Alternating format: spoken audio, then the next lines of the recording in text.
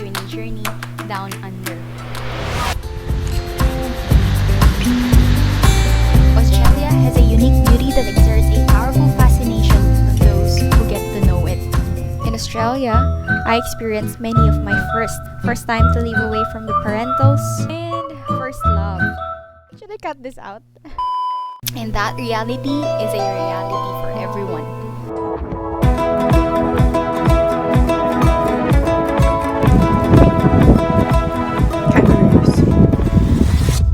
So, are you down? Hop on!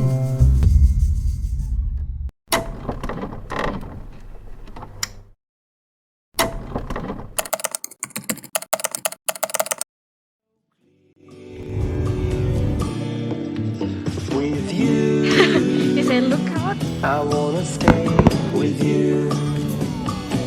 I wanna stay with you. I wanna stay with This morning before we go to our next stop.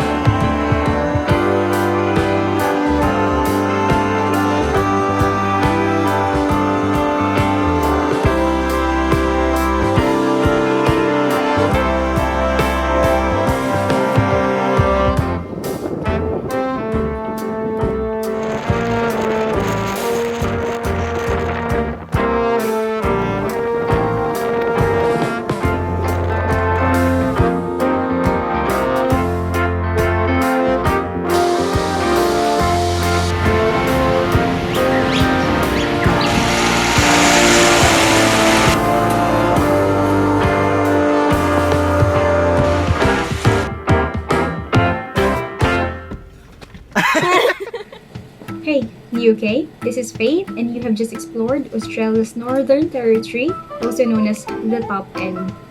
When we say Australia, many of us would think of Sydney first. But actually, they say that you haven't really been down under until you've been to the top end. Australia's outback reveals so much of the country's cultural depth and story, particularly of the Aboriginal people or the descendants of those who lived there for many, many years.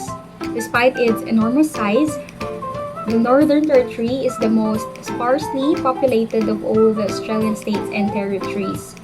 So just imagine an area that is twice the size of France and 6 times the size of the UK, yet only a couple of 100,000 people live there. Most of the territory's population live in the city of Darwin, where our journey begins. It is a vibrant oasis of culture and is called the gateway to the outback and the doorway to Asia. Wow, ganda, di ba? So it is the beginning of the road to some of the most incredible natural wonders in the whole of Australia. One massive thing that you will love about Darwin, if you were a Filipino living there, would be its proximity to the Southeast Asia, particularly to the Philippines. It means that flights are much cheaper compared to coming from other states in Australia. And I think at the time, the flights would cost only about, let's say, 300, 400 AUD, Australian dollars, and converting that to Philippine peso times 35 or 36, that would be like 15,000 pesos. Pero syempre, kinumpute ko na yun beforehand. So, what was it like in the top end? It is home to a sublime collection of flora and fauna, around 2,000 types of plant, and wide selection of birds and mammals. You can also find more crocodiles there than anywhere else in the world. In fact, before we moved there, we were warned that to live near rivers or coasts and to live in a house with a pool because baka raw may makiswimming. But guess what? One of our firsts actually happened to be in our house in Darwin, wherein it was a childhood dream come true for me to live in a house with a pool. So when it comes to the weather or the climate, I would say that it had the ideal winter. It wasn't too cold. It was an enjoyable kind of cold. But the summer is super hot and humid. Like, imagine you just got out of the toilet. Wow, toilet na yung tawag.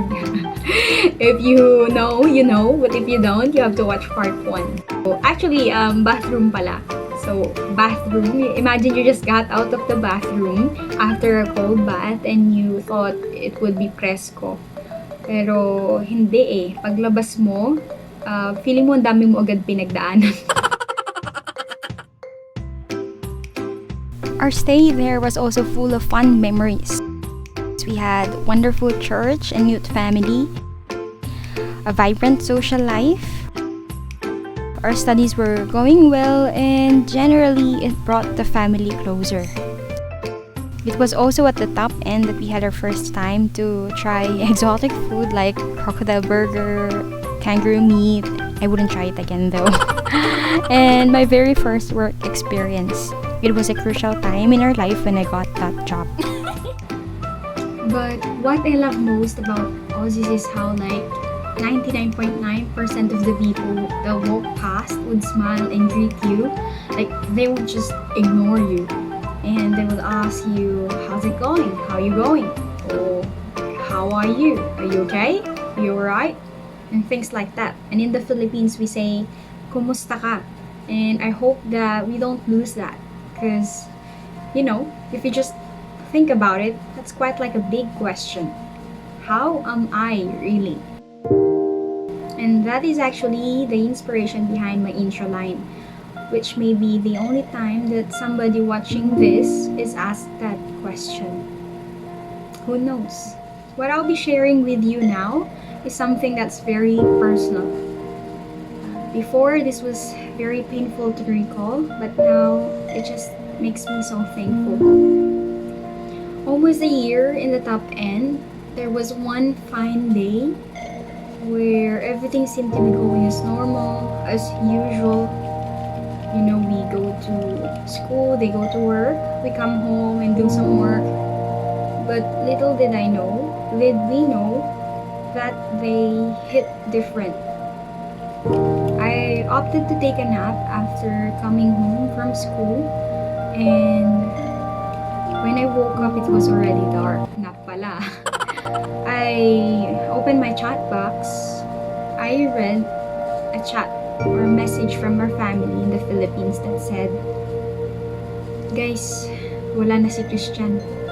Right there and then, I froze. I literally felt like all my strength had gone out of my body at that moment. And then I said, But how? Like he didn't say he had been sick. And I was just talking to him last night, like literally last night. And they said he just didn't wake up. We tried to, but he wouldn't. I remember that all I could muster up was saying, Lord, help. I have no idea how I'm going to tell my parents such news. My mom knocked in our room and she delivered a news that made that dark room felt much colder. She said, Ate, your dad's company just called saying the mine had closed down and they had to reduce workers. And your dad was one of them. He has been made redundant. And at the back of my mind, I was like, la, sabay-sabay yung mga problema nagset ata ng skid. She said, don't worry, don't be sad. God will make a way. Although we both know that it might affect our residency application and we might lose our chance of a lifetime. But she said it with such peace in her heart that I could feel. And I said with a smile, yes, Mom, I know. Like, if you only know, Mom, it wasn't that I'm crying for. Lost jobs can be replaced. Closed door can actually direct better opportunities. After all, if we surrender everything in God's hand, we will see that His hand is in everything. You know what? About a week or two before that, I had a dream that looked something just like this. I was so preoccupied with what's going on in my life that I didn't give that dream much thought. And then I saw it happening right before my own eyes. And what's worse was that I was the last person that he talked to the night before he passed away. He was asking about how Mom is, how everyone is, and I did not even get to ask him even for once, how are you? Kumusta? You okay? So, a very important lesson is that this is part of the lyrics of the song that I made for him. Yes. Only when we lose it do we realize its value. Only when it's late do we realize it's true. Yeah, I also made so many painful and regrettable decisions in life for failure of looking in a wider range of perspective. But to make the short story long, baliktad, to cut the story short, I waited for my kuya to come home from his university exam so that we could gather strength to say the news to our parents. But he already hurriedly ran through the house and with a cracking voice, he said to our parents, Ma, Pa, wala na si Christian. And my dad was in shock. And my mom, quite hysterically, responded, Ha? Bakit? Accident? And almost about to break down in tears, she cried out, God, why? To which I expected was a normal response, it's human to react that way after all, especially for a shaken up and inconsolable mother. But to my surprise, literally in no time, she corrected herself and said, no, I should not question God. And wow, that's faith. The things that God does, we have no ability to control, to contain, or to explain. But faith in Christ gives us peace that defies understanding in the midst of suffering. It was in our lives ground zero in an outback that we most realized the reality and proximity of God. Did you know that if gravity were slightly more powerful, the universe would collapse into a ball? And if gravity were slightly less powerful, the universe would fly apart and there would be no stars or planets. But gravity is precisely as strong as it needs to be. What are the odds that would happen all by itself? The universe could not have evolved from a highly chaotic, disorganized state to its present ordered state by chance. It tells us that there must be God, creator, sustainer. But more than that God is not some distant God that had left us after making us. He is also personal. You can encounter Him, you can experience Him daily through a relationship with Jesus Christ.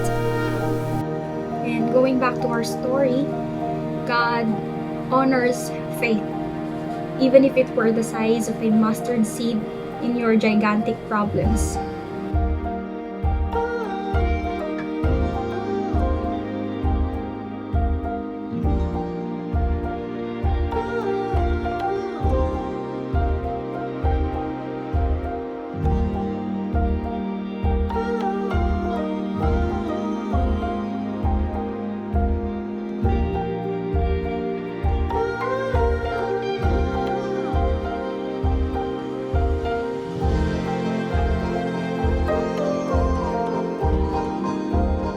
We can have a well-prepared recipe for a story, but it still wouldn't be as unforgettable if it wasn't mixed well.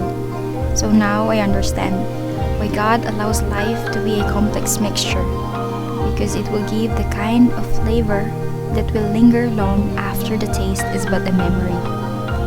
And then we will realize that in the triumph and in the testing, in the sunshine and in the storm, in pleasure and in pain, in abundance and in need, in the good and in the bad, in every season, at all times, God is in control, He is good, and He is there for you.